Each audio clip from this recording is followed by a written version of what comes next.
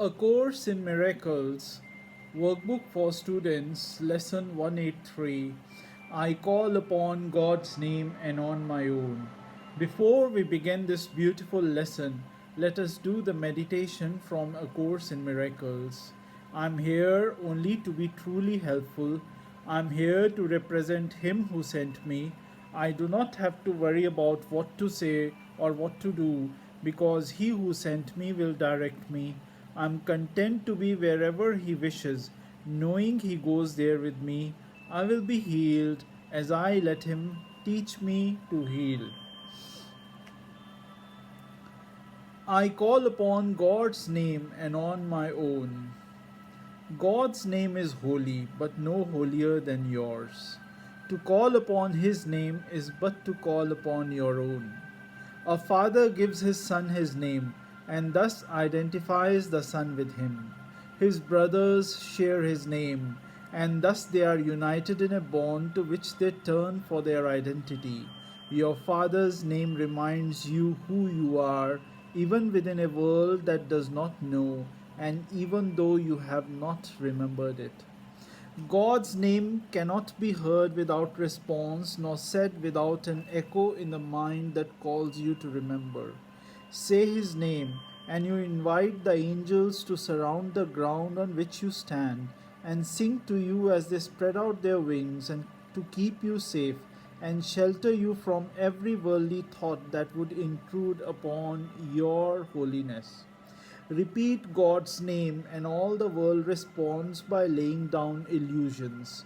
Every dream the world holds dear has suddenly gone by, and where it seemed to stand, you find a star, a miracle of grace. The sick arise, healed of their sickly thoughts. The blind can see, the deaf can hear, the sorrowful cast off their mourning, and the tears of pain are dried as happy laughter comes to bless the world. Repeat the name of God, and little names have lost their meaning. No temptation but becomes a nameless and unwanted thing before God's name. Repeat His name and see how easily you will forget the names of all the gods you valued. They have lost the name of God you gave them. They become anonymous and valueless to you, although before you let the name of God replace their little names, you stood before them, worshipfully naming them as gods. Repeat the name of God and call upon yourself, whose name is His. Repeat His name, and all the tiny nameless things on earth slip into right perspective. Those who call upon the name of God cannot mistake the nameless for the name, nor sin for grace, nor bodies for the Holy Son of God. And should you join a brother as you sit with him in silence and repeat God's name along with him within your quiet mind, you have established there an altar which reaches to God Himself and to His Son. Practice but this today. Repeat God's name slowly again and still again. Become oblivious to every name but His. Hear nothing else. Let all your thoughts become anchored on this. No other word we use except at the beginning when we say today's idea but once. And then God's name becomes our only thought, our only word, the only thing that occupies our minds, the only wish we have, the only sound with any meaning, and the only name of everything that we desire to see, of everything that we would call our own. Thus do we give an invitation which can never be refused, and God will come and answer it Himself.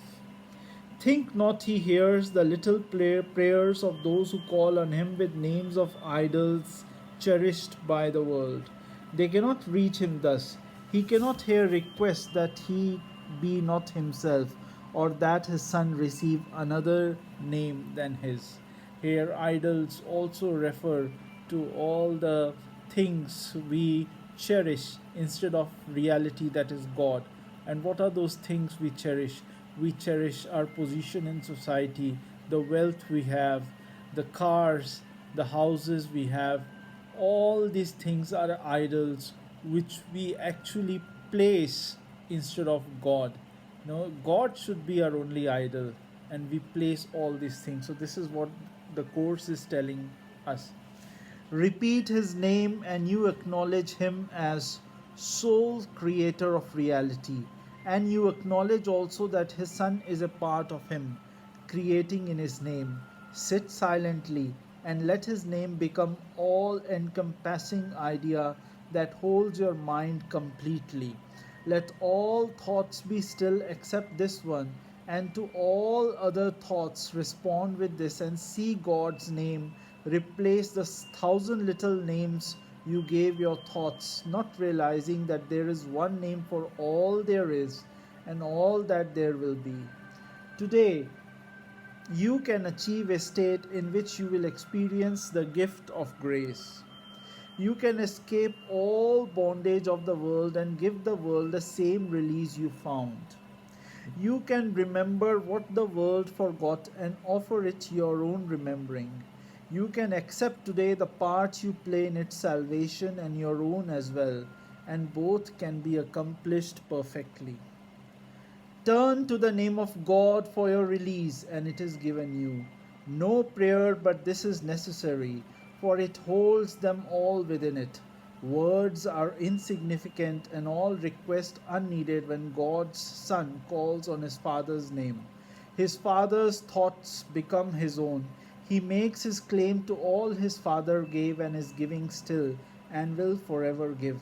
He calls on him to let all things he thought he made by be nameless now, and in their place the holy name of God becomes his judgment of their worthlessness. All little things are silent. Little sounds are soundless now. The little things of earth have disappeared. The universe consists of nothing but the Son of God, who calls upon his Father, and his Father's voice gives answer in his Father's holy name. In this eternal, still relationship, in which communication far transcends all words, and yet exceeds in depth and height whatever words could possibly convey, is peace eternal. In our Father's name, we would experience this peace today, and in His name it shall be given us.